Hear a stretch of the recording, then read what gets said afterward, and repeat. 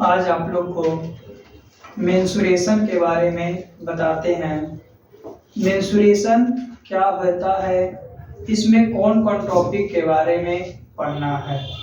Mensuration यानी क्षेत्र मिति, जिसका कुछ क्षेत्रफल होता है, आयतन होता है या परिमाप होता है, उसके बारे में जानते हैं कि मेंसुरेशन में हम लोग को पढ़ना क्या है। मेंसुरेशन यानी क्षेत्र मिति। देखते हैं, मेंसुरेशन यानी क्षेत्र मिति, इसके अंतर्गत हम लोग बहुत से आकृति के बारे में पढ़ते हैं। जैसे आपका त्रिभुज हो गया, फिर आपका वर्ग हो गया, आयत हो गया, फिर आपका घन हो गया, घनाभ हो गया, और भी बहुत सी चतुर्भुज हो गया। तो ये सब के बारे में बेलन हो गया, शंकु हो गया, गोला हो गया, अर्धगोला हो गया या वृत्त हो गया, ये सब टॉपिक के बारे में हम लोग पढ़ते हैं। तो सबसे पहले त्रिभुज तो हम लोग पहले भी पढ़ चुके हैं, जिसमें पूरा डीपली पढ़े थे कि त्रिभुज होता क्या है, कितने प्रकार के हैं।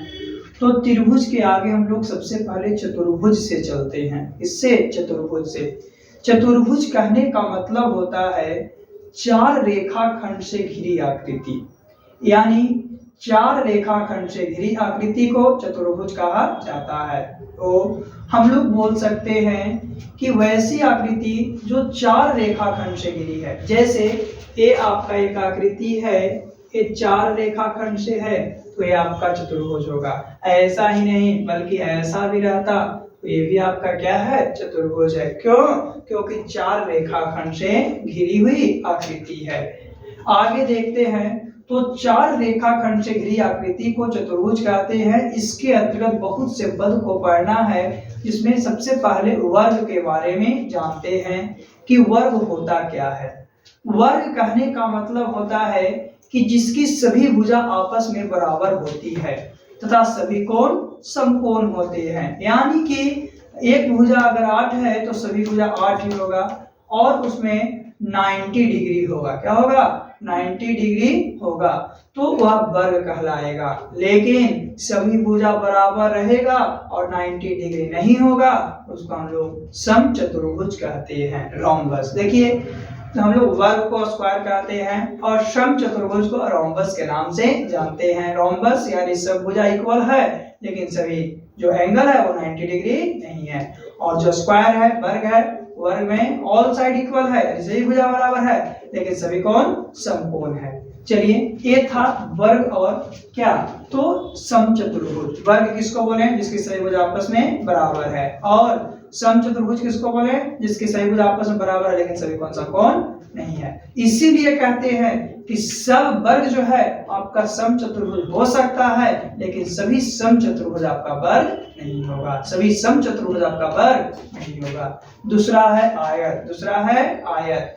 आयत कहने का मतलब है वैसी आकृति, तो चतुर्भुज ही होगा, चतुर्भुज के अंतर्गत पढ़ रहे हैं, तो वैसी चतुर्भुज की आकृति जिसकी आमने सामने की भुजा बराबर है, और आमने सामने की भुजा बराबर के साथ साथ सभी कोण क्या है, समकोण है। जैसे कि हम लोग देखते हैं, ये आपका क्या है, आपका चार भुजा है, ए और ए आपस में बराबर है, और ए और ए आपस में आमने सामने की भुजा बराबर है और सभी कोण समकोण है, तो यही आपका क्या कहलाएगा, रेक्टेंगल। लेकिन जब हम लोग क्या करते हैं कि आमने सामने के तो बराबर रहेगा, ठीक है, आमने सामने के ए और ए बराबर है, ए भी बराबर है, लेकिन ए सबको समकोण नहीं है, इसको समानांतर चतुर्भुज कहेंगे। क्या कहेंगे? समानांतर चतुर्भुज कहेंगे। यानी कि उसी तरह से एक बार में बताए थे कि सब भुजा क्या था, बराबर था, और सब कोण 90 डिग्री था, तो एक वर्ग था। लेकिन क्या है, सब भुजा बराबर नहीं है, और क्या है, कोई भी आपका 90 डिग्री, सब भुजा बराबर है और कोई भी 90 डिग्री नहीं है, तो क्या था, समचतुर्भुज था। क्या था आपका? समचतुर्भुज था।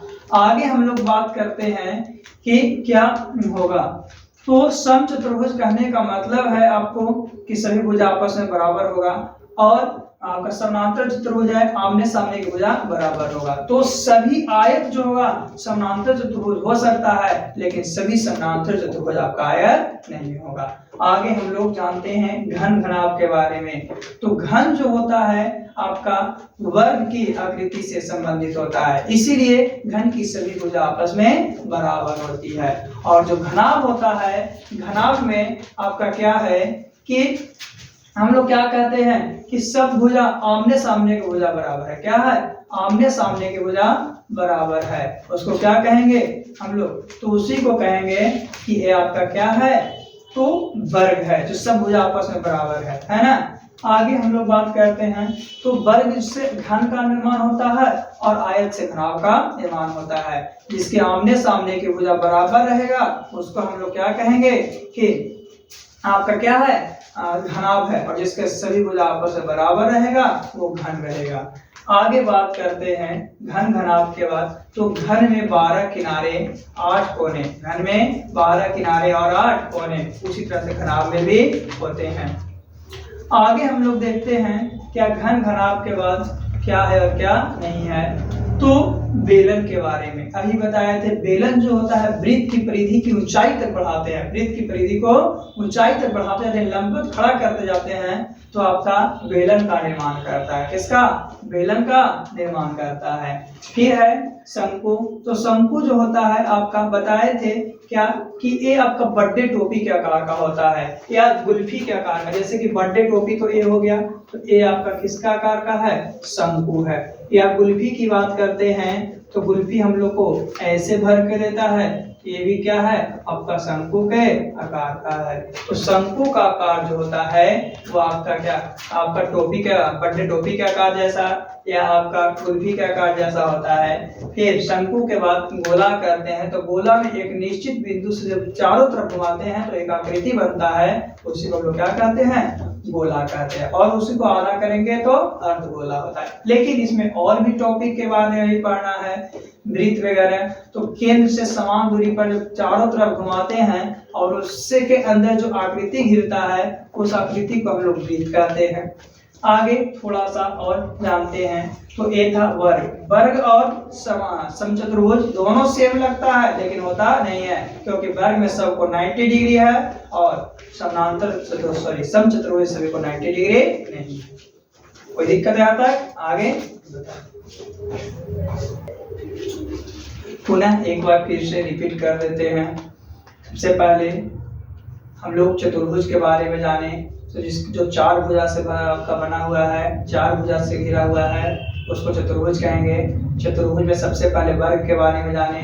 जिसकी सभी भुजा आपस में बराबर है वो वर्ग, लेकिन सभी को 90 डिग्री होना चाहिए। समचतुर्भुज जिसकी सभी भुजा आपस में बराबर है लेकिन 90 डिग्री नहीं है। फिर हम लोग इसीलिए बोलते हैं कि सब वर्ग आपका समचतुर्भुज होगा, लेकिन सभी समचतुर्भुज वर्ग नहीं होगा। आगे की बात करते हैं। तो आपका आयत था, आयत में आमने सामने की भुजा बराबर था, सबको 90 डिग्री था। और आयत जैसा ही एक समानांतर चतुर्भुज, आमने सामने की भुजा बराबर था लेकिन 90 डिग्री नहीं था। फिर हम लोग क्या बारे में जाने? घन और घनाभ। तो घन के सभी भुजा आपस में बराबर होती है, लेकिन घनाभ की सभी भुजा आपस में बराबर नहीं होती है। क्यों? क्योंकि घन जो है आपका वर्ग के आकार का होता है और जो घनाभ है वो आपका आयत का आकार का होता है। इसलिए घनाभ में आमने सामने की भुजा बराबर होती है और घन में सभी भुजा आपस में बराबर होती है। आगे बताया गया बेलन के बारे में कि वृत्त की परिधि को ऊर्ध्वाधर ऊपर की ओर ले जाते हैं तो एक आकृति का निर्माण होता है, उस आकृति को बेलन कहते हैं। बेलन के बाद शंकु को बताएं। शंकु जो होता है आपका बर्थडे टोपी के आकार का होता है या कुल्फी के आकार का होता है। उसके बाद गोला है। गोला को क्या करते हैं कि हम लोग थोड़ा सा अति करते हैं कि एक बिंदु से लेकर समान दूरी तक खिंचाते हैं तो आपका गोला होता है, उसको आधा कर देंगे अर्धगोला हो जाएगा।